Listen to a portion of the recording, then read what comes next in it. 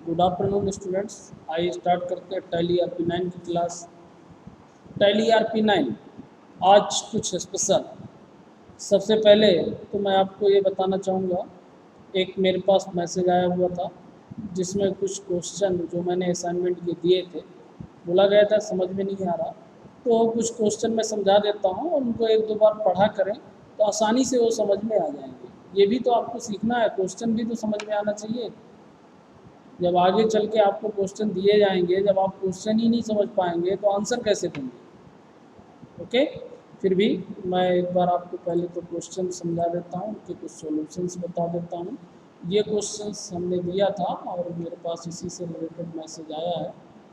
Life 2 का जो मैंने क्वेश्चन दिया था, ये जैसे इस तरीके के मर्ज क्वेश्चन कहलाते हैं। आप लोग बीकॉम के स्टूडेंट हैं, आप लोगों ने ऐसी एंट्री की होगी। Business started with cash, cash के साथ बिजनेस उसने स्टार्ट किया, कितना 8,000। And plant and machinery 3,000। यानी कि बिजनेस को स्टार्ट करने के लिए उसने दो हैं उसके पास, कैश भी है और कुछ उसके पास मशीनरी भी है। तो ऐसा हो सकता है ना, जब हम बिजनेस स्टार्ट करते हैं 8,000 का, 8,000 रुपये तो उसके कैश है और 3,000 रुपये का उसके पास मशीनरी है, प्लांट और मशीनरी है। तो अब इसकी एंट्री कैसे करेंगे? बहुत सिंपल। आप लोग इतना बीकॉम में पढ़े होंगे, किया होगा, लेकिन कुछ करने नहीं चाहते हैं, बस सब कुछ सर बता दें, सीधा हम नोट कर लें। ये देखिए, डेबिट होगा कितना, कैश 8,000, और डेबिट होगा प्लांट एंड मशीनरी 3,000, और क्रेडिट टोटल कैपिटल कितना होगा 8,3,13। सिंपल सी एंट्री, ये पास करना है। अब मैं ये नहीं बताऊंगा कौन से बाउचर में करना है, कौन सा लेजर बनाना है, किस तरीके से करना है, ये आप टैली सीख चुके हैं, ये आपको करना है। मैंने सोल्यूशन उसको बताया। ऐसे ही एक दो सोल्यूशन और बता देता हूँ मैं, बाकी आप करिएगा। Stock purchase for sale, cash, cash में 3,000 का परचेज किया, समझ गए, और क्रेडिट में उसने कितने का परचेज किया, 5। 5 3 8,000 का कुल परचेज किया, तो 8,000 रुपये हमारे क्या होंगे, डेबिट। कैश क्रेडिट हुआ कितना, 3,000, और आपका क्रेडिटर जिससे भी परचेज किया होगा, कोई ना कोई परचेज किसी का भी बना सकते हैं लेजर, वो आपका क्या होगा, 5,000। तो इस तरीके से समझना है, अपनी एंट्री को फिलअप करना है। ऐसे ही अगला आप देखेंगे, badges paid 1,20,000 including 20,000 related other feature. देखिए, 1,20,000 तो जो इसने एक्सपेंस किया कैश में, तो वेजेस एक्सपेंसेस में 1,00,000 इसने दिया, और 20,000 रुपये का इसने क्या किया, prepaid wages as a asset के रूप में आगे, और इसके बाद कैश जाएगा 1,20। तो इस तरीके से आप इनको परफॉर्म करिएगा और ट्राई करिएगा। यदि फिर कोई समझ में ना आए तो बताइएगा। 2-3 सॉल्यूशंस मैंने यहाँ पे बता दिया, और चाहे तो ये सॉल्यूशंस मैं भेज भी दूँगा आपको, तो आप इससे देख के समझ लीजिएगा और इसको आप ऐसे सॉल्व कर सकते हैं। ओके, ये कुछ सॉल्यूशंस मैं आपके पास भेज दूँगा, इसको फाइल बना करके, और या तो आज के मैं वीडियो के डिस्क्रिप्शन में इसको डाल दूँगा। आप वीडियो के डिस्क्रिप्शन से इसको सीधा कॉपी कर लीजिएगा, आपको सोल्यूशन मिल जाएगा। ओके, लेकिन असाइनमेंट पे काम करें और समझने की कोशिश करें। ओके, अब चलिए स्टार्ट करते हैं आज की क्लास। आज की क्लास में जो मैं अब आपको सिखाने वाला हूँ, वो आज हम बात करने वाले हैं GST। अब मुझे नहीं पता आप लोगों ने बीकॉम में GST पढ़ा है या नहीं पढ़ा है, ये तो नहीं मुझे मालूम है। वैसे शायद आप लोगों ने टैक्स, आपका सब्जेक्ट भी होता है, शायद आप लोगों ने पढ़ा होगा, क्योंकि GST भी टैक्स है जैसा कि आपको मालूम है। फिर भी मैं यहाँ पे इंट्रोडक्शन इसका बताऊंगा, समझाने की कोशिश करूँगा। आपने क्या पढ़ा मुझे नहीं मालूम। दूसरी बात, अभी तक जो भी हमने टैली RP9 में ट्रांजैक्शन किया, जो भी बिल्स बनाए, चाहे परचेज का हो चाहे सेल का हो, कुछ भी किया, विदाउट GST किया है। अब हम उसमें टैक्स लगाना सीखेंगे और GST को इम्प्लीमेंट करना सीखेंगे टैली RP9 में, जो आज की डेट में सबसे इम्पॉर्टेंट है। विदाउट टैक्स के कोई भी बिलिंग जनरेट नहीं होती है। हम आपको ये भी बताएंगे कब टैक्स लगना चाहिए, कब नहीं लगना चाहिए, कब GST आया और क्या उसके फ़ायदे हैं, क्यों बना, क्या इसके पहले होता था, ये सब कुछ आज हम सीखेंगे और धीरे धीरे फिर इस पे इम्प्लीमेंटेशन अगले वीडियो पे सीखते जाएंगे। ओके, तो शुरुआत करते हैं पहले व्हाट इज जीएसटी से। What is goods and services tax act 2017। 2017 में इसको इम्प्लीमेंट किया गया, इसलिए 2017 में इसका फुल फॉर्म जो होता है जीएसटी का वो क्या है, goods and service tax. Okay, GST is indirect tax है which has replace many indirect taxes in India. India में बहुत सारे इनडायरेक्ट टैक्सेस चलते थे, आपने नाम सुना होगा, पढ़ा होगा। वैट चलता था, है ना, लग्जरी टैक्स चलते हैं, कई प्रकार के टोल टैक्स चलते हैं, बहुत सारे टैक्स ऐसे लगाए जाते थे। जब वहाँ से प्रोडक्ट चलता था तो स्टेट का टैक्स अलग लगा करता था। टैक्स का एक मकड़ जाल था, नेटवर्क की तरह फैला हुआ था। कई लोगों को टैक्स समझ में नहीं आते थे, कौन से हर आइटम में अलग अलग टैक्स लगाए जाते थे। और यहाँ तक कि जब किसी दूसरे स्टेट पे डिलीवर्ड होता था प्रोडक्ट तो वो स्टेट उसमें टैक्स लगा देता था। तो बहुत सारे टैक्स का जाल था। ये सभी टैक्स के जाल को ख़त्म करके एक टैक्स बनाया गया जिसके लिए यूज किया गया जीएसटी। गवर्नमेंट की पॉलिसी थी कि इस तरीके से ना तो कस्टमर को समझ में आता, ना गवर्नमेंट को ही पता चलता था, ना एक्चुअल टैक्स गवर्नमेंट को मिल पाता था। तो ये सारे टैक्स क्यों ना इसको डिस्क्लोज किया जाए, कोई एक टैक्स बनाया जाए जिससे आसानी के साथ कस्टमर भी समझ सकें और हमें भी प्रॉब्लम ना हो। तो इसके लिए क्या बनाया गया, जीएसटी। अब ये कब बना, देखिए, the goods and service tax act was pass in the parliament on 29 मार्च 2017। यानी कि इसको जो संसद में पास किया गया, कब पास किया गया इस टैक्स को, जीएसटी को, इसको पास किया गया 29 मार्च 2017 को। ये आप ध्यान रखिए, पार्लियामेंट में पास किया गया 29 मार्च 2017।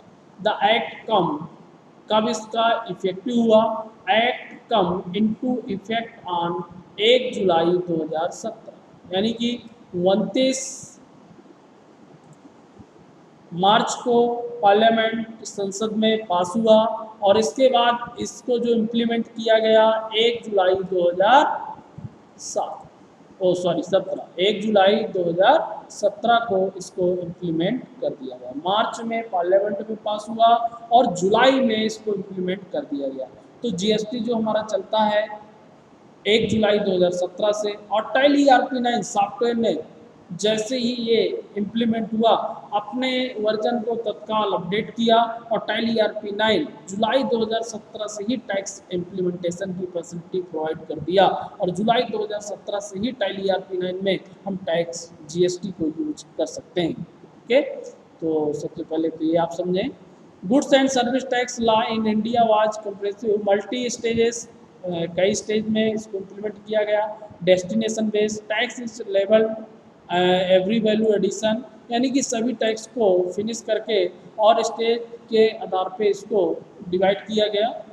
उस समय कुछ प्रोडक्ट को इससे बाहर रखा गया, वो भी हम सीखेंगे। In simple word, goods and service tax GST is the indirect tax level on the supply goods and services. Goods और जो सर्विसेज होती है इसकी सप्लाई के लिए इसको इम्प्लीमेंट किया जाता है। रिप्लेस मेनी डायरेक्ट लॉ, बहुत सारे इसके पहले टैक्स जैसा कि मैंने बताया एग्जिस्ट थे इंडिया में, उन सभी टैक्स को रिप्लेस करके प्रीवियस में जो टैक्स थे और उसके बाद क्या लाया गया, जीएसटी। तो आपको विशेष ये ध्यान रखना है, जीएसटी एक वन वे टैक्स है जो सभी जगह केंद्र से इम्प्लीमेंट होता है। कैसे होता है वो आगे हम देखेंगे। स्टेट गवर्नमेंट को भी मिलता है और सेंट्रल गवर्नमेंट को भी मिलता है। इसका आपको ये ध्यान रखना है, जीएसटी का फुल फॉर्म है गुड्स एंड सर्विस टैक्स, और दूसरा 29 मार्च 2017 को पार्लियामेंट में टैक्स पास हुआ, 1 जुलाई 2017 से इम्प्लीमेंट हुआ। विभिन्न प्रकार के टैक्स को क्लोज करके और एक टैक्स इम्प्लीमेंटेशन किया। ओके, अब बात करते हैं type of GST.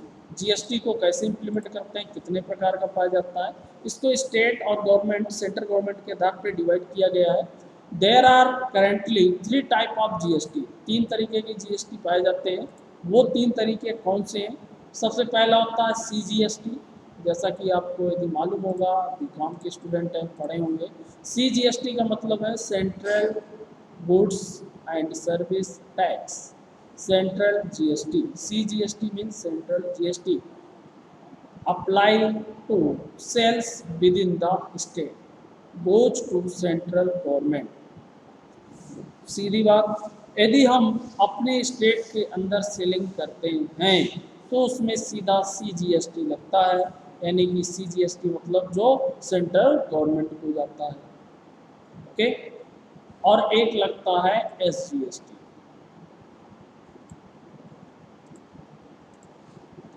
SGST means state government. State government को भी टैक्स देना पड़ता है उनको, और किसको? सेंट्रल गवर्नमेंट को। Apply the sales within the state government goes to state government. Okay, यदि हम अपने स्टेट के अंदर, यदि अब मैं बात करूं तो हम 2 तरीके से देखिए सेलिंग करते हैं। एक तो होती है विद इन स्टेट, और एक यानी कि देखा जाए तो इंट्रा स्टेट, और एक होता है इंटर स्टेट। यानी कि एक तो हम अपने स्टेट के अंदर सेल करते हैं और दूसरा करते हैं अपनी स्टेट से बाहर, आउटसाइड। ओके, यदि हम विद इन स्टेट यूज करते हैं, यदि मैं यहाँ बात करूँ कि हम अपने स्टेट में ही सेलिंग करते हैं, जैसे हम उत्तर प्रदेश में रहते हैं और उत्तर प्रदेश में ही यदि हम बेचते हैं तो हमें 2 टैक्स लगाने होंगे, एक लगेगा CGST और एक लगेगा SGST। एक टैक्स कहाँ जाएगा? सेंट्रल गवर्नमेंट दिल्ली, और दूसरा टैक्स कहाँ जाएगा? स्टेट गवर्नमेंट जो आपकी उत्तर प्रदेश की होगी। ओके, तो ऐसा नहीं कि अलग अलग लगेगा, जो भी टैक्स लगेगा वो 2 भागों में डिवाइड हो जाएगा। कैसे? मान लीजिए आपने कोई प्रोडक्ट खरीदा, उसमें 18% GST है। ठीक है, आपने मोबाइल खरीदा, मान के चलते 18% GST है। ठीक है, अब आपने उत्तर प्रदेश में ही खरीदा, उत्तर प्रदेश की ही आपकी कंपनी है, विद इन स्टेट है। यदि आपका विद इन स्टेट है तो आपके जो टैक्स लगेंगे 18% में 9% सेंट्रल गवर्नमेंट को जाएगा और 9% स्टेट गवर्नमेंट को जाएगा। ओके, 18% में 50-50% दोनों लेते हैं। 50%, 18 का 50% क्या हुआ? 9 दूनी 18, यानी कि 9% किसका हुआ? सेंट्रल गवर्नमेंट का, और 9% किसका हुआ? स्टेट गवर्नमेंट का। यदि हम एक ही स्टेट में काम करते हैं तो आ गई बात समझ में? दूसरा जो है इसका तीसरा type IGST integrated GST। Integrated GST का मतलब क्या है? आप देखेंगे, applies to sales outside the state. यदि हम स्टेट के बाहर सेलिंग करते हैं, आउटसाइड द स्टेट यदि हम सेलिंग करते हैं तो ये गोज टू सेंट्रल गवर्नमेंट, तो सीधा वो सेंट्रल गवर्नमेंट को जाता है, आपको टैक्स नहीं मिलेगा, IGST लगेगा। और IGST कितना लगेगा? 18% सीधा किसको जाएगा? सेंट्रल गवर्नमेंट को जाएगा, उसमें आपको 9% नहीं मिलेगा। अब मेरी बात आप समझ गए होंगे। यदि आप स्टेट के अंदर काम करते हैं तो आपको 2 इम्प्लीमेंटेशन करना होगा, CGST SGST, जिसमें 50-50% आपको टैक्स देने होंगे, 50% सेंट्रल गवर्नमेंट, 50% स्टेट गवर्नमेंट। यदि आप दूसरी स्टेट, उत्तर प्रदेश में हम MP में सेल कर रहे हैं तो सीधा आपको सेंट्रल गवर्नमेंट को टैक्स, स्टेट गवर्नमेंट को टैक्स नहीं मिलेगा, सीधा आपको सेंट्रल गवर्नमेंट को देना होगा। और जो भी होगा 18% है तो पूरा 18% किसको चला जाएगा? Central government. ओके, मैंने यहाँ एक एग्जाम्पल देके भी समझाया है, ये भी आप नोट कर लेंगे। For example, if you sell something with in the state, यदि हम अपनी स्टेट के अंदर सेलिंग करते हैं तो आप ध्यान दें, उसमें हम 50% क्या लगाएंगे? 50% of the GST will be CGST, central GST, and 50% of the GST will be SGST। SGST मतलब स्टेट। ओके, यदि आप विद इन स्टेट, इसको भी मैं रेड कर देता हूँ, विद इन स्टेट यदि अपने स्टेट के अंदर ही सेलिंग करते हैं तो 50% आपको CGST देना है, 50% आपको SGST देना है। But when you sell something outside the state, यदि आप इसके अलावा आउटसाइड द स्टेट सेलिंग करते हैं जहाँ की कंपनी है उस स्टेट को छोड़कर किसी दूसरे स्टेट में सेलिंग करते हैं, तो 100% it will IGST which will go to the central government. Okay, फिर आपको 100% आपको जो टैक्स होगा वो सीधा किसका जाएगा, सेंट्रल गवर्नमेंट को जाएगा, उसमें आपको कोई भी चेंजेस नहीं करना है। ये बात आप समझ गए।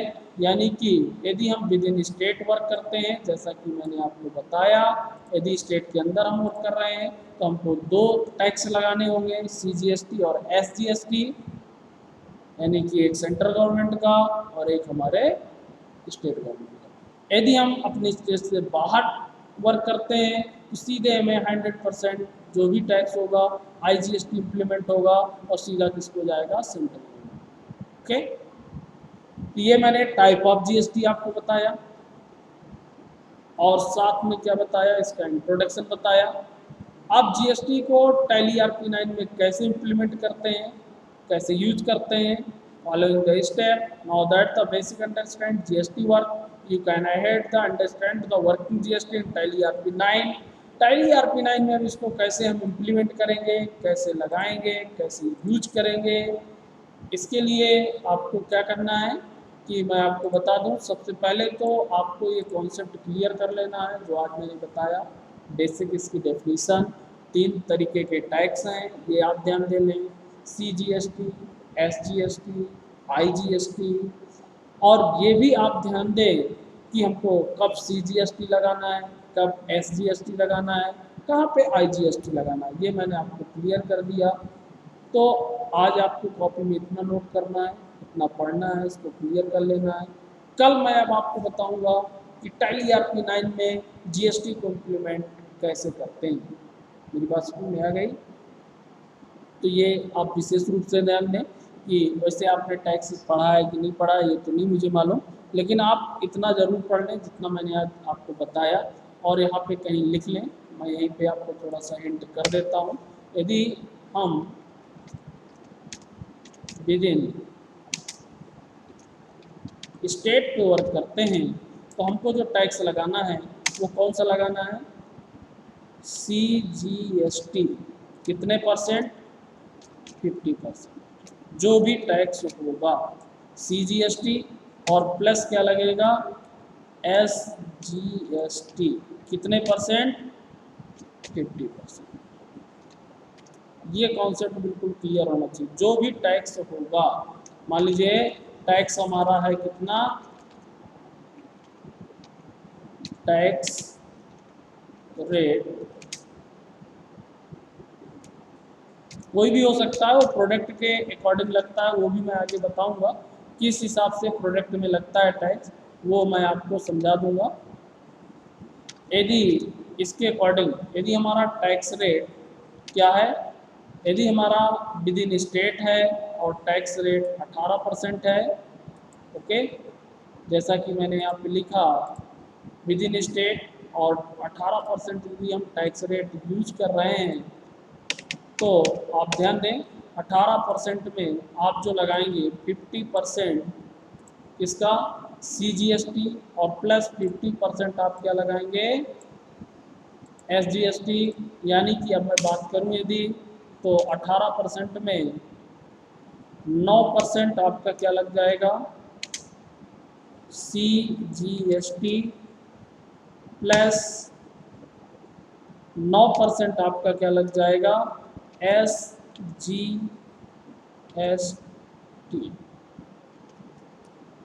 ऐसे 28% होता तो 14% लग जाता, 12% होगा तो 6 लगेगा। कितने स्लैब रेट होते हैं, कितने टैक्स होते हैं, वो भी मैं आपको बताऊंगा आगे वीडियो में। ओके, ये समझ में शायद आपको आ गया होगा। 2 तरीके के हम सेलिंग करते हैं, एक तो ये हो गई, दूसरी हमारी सेलिंग क्या हो सकती है, आउट ऑफ स्टेट। ये तो विद इन स्टेट था जैसा कि मैंने आपको बताया। यदि हम आउट स्टेट की सेलिंग करते हैं, आउट स्टेट, ओके, और 18% ही टैक्स है, तो हम कौन सा इम्प्लीमेंट करेंगे, सीधा यहाँ पे आप सीधा फिर आप क्या करेंगे, IGST, IGST, यहाँ पे आप क्या लगाएंगे IGST, और IGST जो लगेगा वो क्या होगा 100% होगा, जो भी टैक्स होगा 100% होगा, यानी कि 18% में सीधा IGST हमको कितना लगेगा 100%, 18% का मतलब है कि सीधा पूरा आपको 18% टैक्स सीधा IGST में देना होगा यदि टैक्स रेट हमारा 18 है। तो इस तरीके से हम टैली RP9 में इसको इम्प्लीमेंट करेंगे।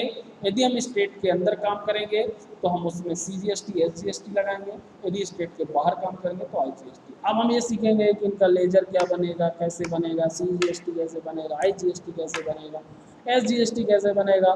टैली RP9 में कई तरीके से टैक्स लगाए भी जा सकते हैं, आइटम वाइज हम लगा सकते हैं या लेजर वाइज लगा सकते हैं, या फिर हम फिक्स कर सकते हैं एक ही प्रोडक्ट का लेन देन कर रहे हैं तो हम फिक्स कर लें कि हमें 18% ही लगाना है, 28 या 5 या हमको 12 नहीं ज़रूरत है।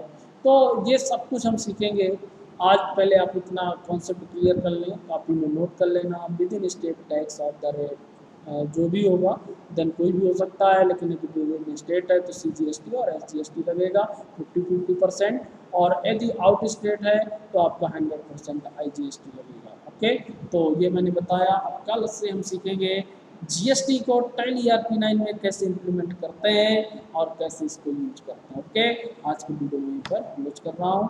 थैंक्स।